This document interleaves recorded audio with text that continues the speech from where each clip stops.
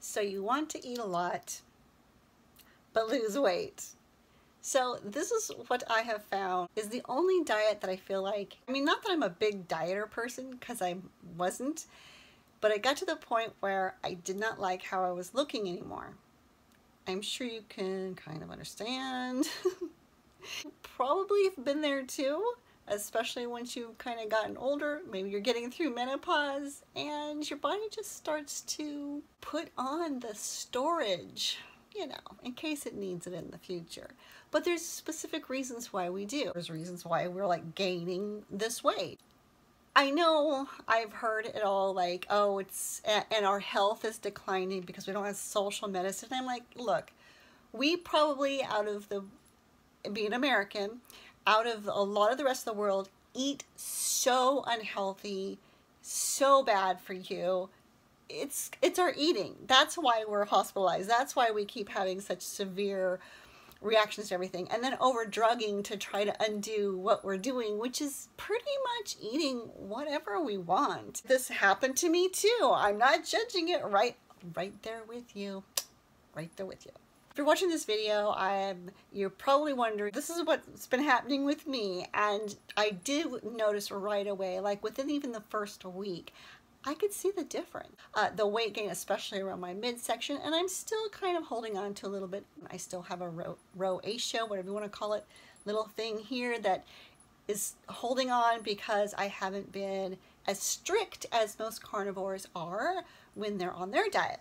My biggest thing that I noticed, particularly with this diet, is how depending on how much you want to budget for it, like what kind of steaks or what kind of things. Now, a lot of carnivores do it also correctly as far as they eat organ meat. I haven't been that down the rabbit hole as a lot of people have been, but I do have and have taken up recently the consumption of the extra butter. What I was using it for was to curb the extreme cravings for sweets when my body wants that jump of energy. Then all of a sudden you're craving more sweets, and if you like break the sweet wagon, like have a sweet or two or three, you're right back on the sugar wagon. You know, it's just not good for you. Been there, done it, still do it. Holidays are coming. Oh my gosh, Thanksgiving is here. Christmas is coming, and if there's a time of the year where we're gonna want to dabble, it is this time of year. For me, it is this time of year. The rest of the time of the year, if people around me aren't bringing home too much junk food, seems to be relatively easy. But this last year was the first year that I took this on, where I'm like, okay, people been eating meat, and it totally makes sense because you are putting back what you are using, you're regenerating, so let's put the proteins, the minerals, the omegas, let's put it all back. It makes perfect sense, right? The biggest thing that I had figured out with this, now you also understand with part of my carnivore system is I'm intermittent fasting. So every day, and even though I can snack after, every day I go to at least 1 o'clock. Sometimes I push to 2 or 3 o'clock. It's only after that that I will begin consuming. I feel like, correct me if I'm wrong, I'm not a doctor or a nutritionist, okay? But I feel like this is allowing that time for my stomach to actually take the process of shrinking back down. And you can also eat smaller amounts of food, which will help your stomach shrink back down, because that's the thing that sometimes is also making you hungry. When it's done and it wants to burn sugar, but you're trying to say, no, I would like you to burn fat now. Come on, buddy, come on. Come on, buddy, just burn a little more fat. Just burn a little more fat. But I have found, because I haven't been getting enough exercise, and winter's here, so I'm probably going to get less exercise unless I do it in the house. Either way, what I've found as far as if you're going to consume steaks, meats, it could be a little bit more expensive. I was also kind of limiting how much. If you're throwing in like the tuna fish, if you're throwing in steak, you can go get shrimps. You can have like the largest meal. The key is to stay away from the things that normally make us feel full, but within 15 minutes we want some more, which are the grains. So it's the breads and donuts. I know, donuts. It's the sugars, of course, absolutely. And a lot of these things are made with the processed sugar and vegetable oils, which, right, we're trying to keep all vegetable oil completely out of the picture. The butter has definitely been helping with me cravings, I think, for sugar.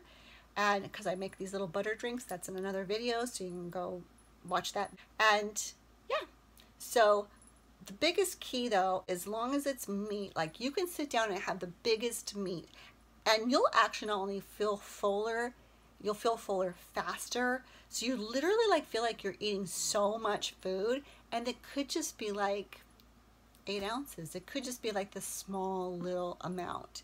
And especially if you're like me and you kind of don't eat quickly, then you're also going to feel more satiated. So you're literally going to feel like I've eaten a huge meal and you really haven't eaten that much. Today, I just grabbed, it was made for me, a hamburger patty. No, it really wasn't that much meat at all, but I'm not even hungry. I even kind of forgot I was going to go cook up the bacon and a bunch of eggs and get those extra calories in there.